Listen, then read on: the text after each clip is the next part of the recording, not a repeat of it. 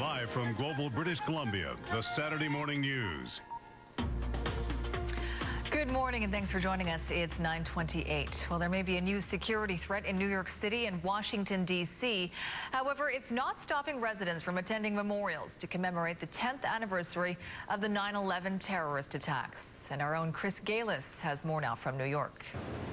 Sophie, U.S. officials are still trying to determine exactly how serious and how credible that threat is. We got a little bit more information about what it entails. They believe that the informant who gave them the information in Pakistan is credible. He's provided credible information in the past, but in this case, some of the details are very vague and very sketchy.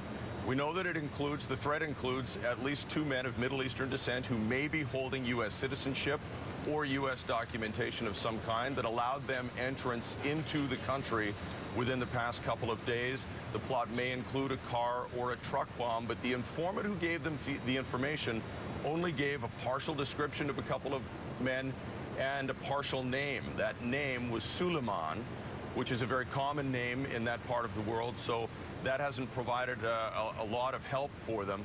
They'll continue to look at all of the information and try to find out if this threat is in fact real. In the meantime, they're not taking any chances, and they've increased the number of vehicle checks that there are here in New York City.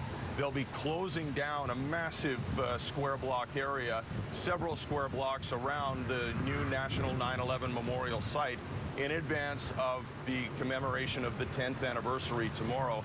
And the reason is obviously that they've got some high-powered guests that will be here. Prime Minister Stephen Harper arrives in New York this morning. Former President George W. Bush will arrive this afternoon. There are mayors, governors, and many other people who will be down here on Sunday for the 10th anniversary of the terror attacks of 9/11.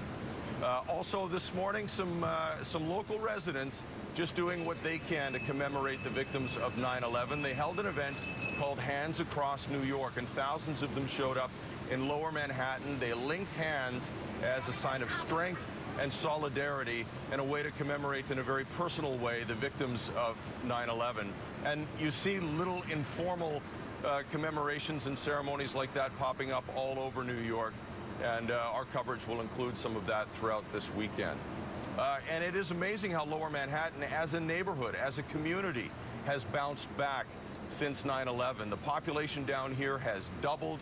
We spoke to a lot of people who say that this is just a wonderful community, and there is a sense of vibrancy down here that didn't exist prior to 9/11, and that the neighborhood has really grown. So it's an interesting look at a transformation.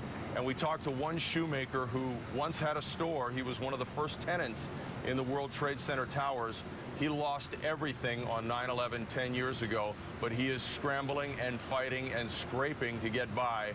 And we talked to him about what he's witnessed and why he wants to return to One World Trade Center when it is finally built. It's expected to open for tenancy in 2014. So we talked to them. That's part of our coverage on the News Hour tonight, and we'll be here obviously tomorrow as well for the 9/11 10th anniversary memorial ceremony. Back to you, Sophie. All right, thanks for that. Chris Gailus is in New York for us. Donna Friesen there as well for Global National. We'll have extensive coverage on the anniversary starting tomorrow morning at 5:30. And we'll talk to Chris again tomorrow on the Sunday Morning News.